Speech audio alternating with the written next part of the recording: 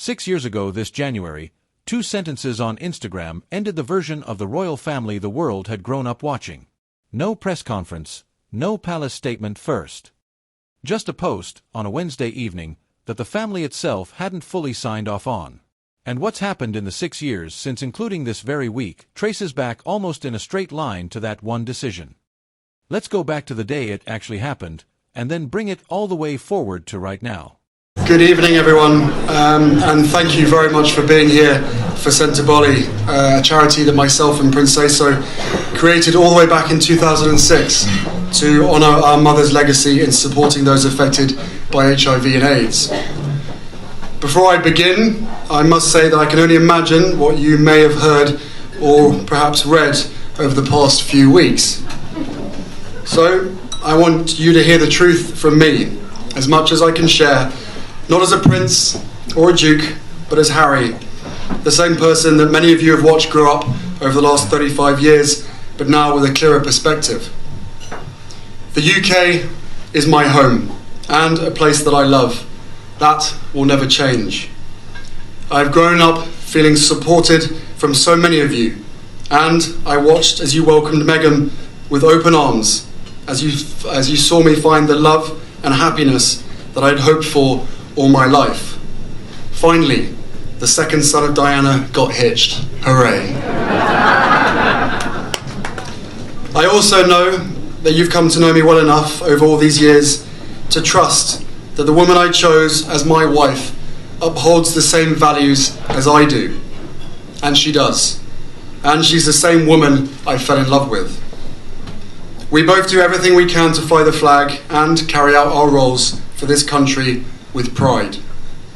Once Meghan and I were married, we were excited, we were hopeful, and we were here to serve. For those reasons, it brings me great sadness that it has come to this. The decision that I have made for my wife and I to step back is not one I made lightly. It was so many months of talks after so many years of challenges. And I know I haven't always gotten it right, but as far as this goes... January 8th, 2020, you have to understand the pressure building underneath it. Harry and Meghan had spent 2019 increasingly open about how hard they found royal life. A documentary that autumn showed both of them speaking candidly about mental strain, and tabloid coverage of Meghan in particular had turned openly hostile. Behind the scenes, according to royal author Robert Jobson's later reporting, Harry had already told his father, then still Prince Charles, that he and Meghan wanted to redefine their royal duties, proposing what Jobson described as a semi-detached arrangement that would let them earn independent income while keeping their titles. That proposal hadn't been settled. And then, on January 8th, the situation got taken out of the family's hands. According to Wikipedia's detailed account of the events, journalist Dan Wooten had been given advance notice of the couple's plans and was preparing to publish the story in The Sun. Sources close to the couple later told the New York Times they felt forced to disclose their plans prematurely once they learned the story was about to break. So on the afternoon of January 8th, the Sussex Royal Instagram account posted the statement first announcing they would step back as senior members of the royal family, split their time between the UK and North America, and work toward becoming financially independent. It's worth sitting with how unusual that sequencing was. This wasn't an announcement the palace made about them. It was two working royals announcing their own reduced role, on their own account, hours ahead of a tabloid story, without the rest of the family having agreed to the terms. The world had a name for it within a day: Megxit, a play on Brexit, which The Sun is credited with putting in a headline the very next morning. It became one of Collins Dictionary's words of the year. The family's response was immediate and, by royal standards, unusually public. Just 5 days later, on January 13th, the Queen convened what became known as the Sandringham Summit. Charles, William, and Harry gathered at the Norfolk estate for what NPR described at the time as a meeting to discuss the couple's wish to step back from senior duties. The Daily Mail's Richard Kay, writing contemporaneously, called it a moment of dread not seen in the family since the aftermath of Diana's death. According to Jobson's later account, Harry believed, perhaps assumed, given his closeness with his grandmother, that the Queen would be open to some kind of hybrid, part-time royal role.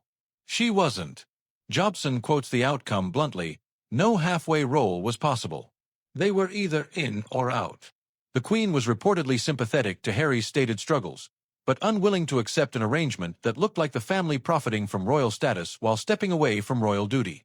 5 days after the summit, on January 18th, the terms were made public. Harry and Meghan would no longer be working royals. They would lose the ability to use their HRH titles commercially. They would step back from public funding by spring of that year. And, a detail that would echo for years afterward, they'd pay back roughly $3 million in taxpayer funds that had gone toward renovating Frogmore Cottage and begin paying commercial rent on it. This is the moment the clean break framing really took hold in public perception. Not a modification. Not a part-time role. An exit, with financial terms attached.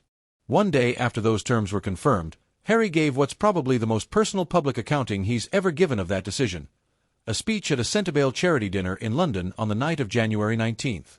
It was 6 minutes long, and it was shared directly on the Sussex Royal Instagram account rather than filtered through a journalist. He opened by acknowledging the weeks of coverage directly.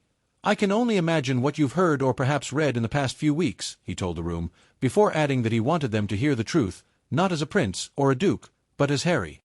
He was explicit that leaving wasn't about rejecting the country itself.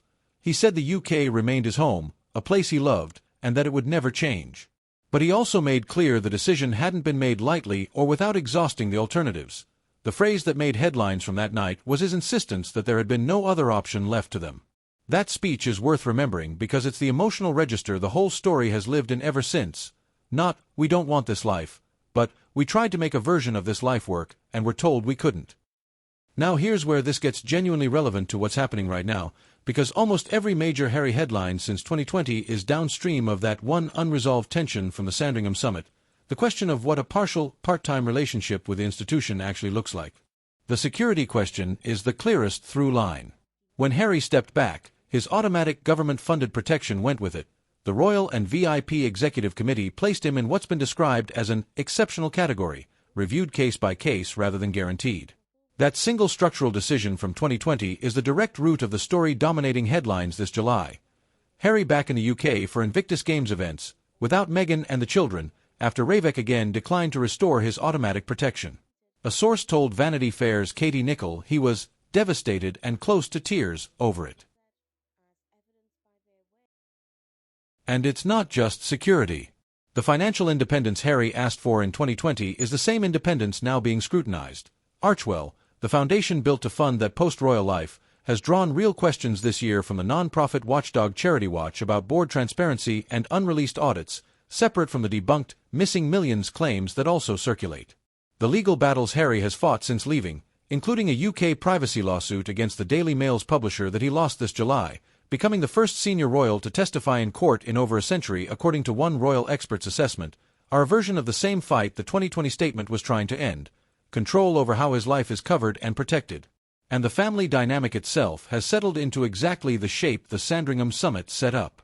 Royal commentator Kinsey Schofield told Fox News Digital this week that William is detached from the ongoing situation, that he's a good judge of character, and that she's been told he no longer recognizes Prince Harry.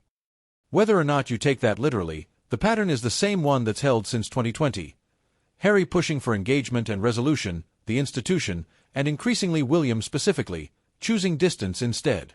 6 years on, almost nothing about the core standoff has actually changed. Harry still wants some version of connection to the UK and the family without full reinsertion into royal duty. The institution still hasn't offered him a version of that it's willing to guarantee. Not security, not privacy, and based on this week, not even confirmation of a visit with his own father. The Centrebale speech ended with Harry saying he hoped the decision would, in time, be understood. 6 years later, the public still doesn't agree on whether it has been. What's clearer now than it was in January 2020 is that this was never one decision that resolved. It was the opening of a standoff that's still being negotiated, headline by headline, 6 years on.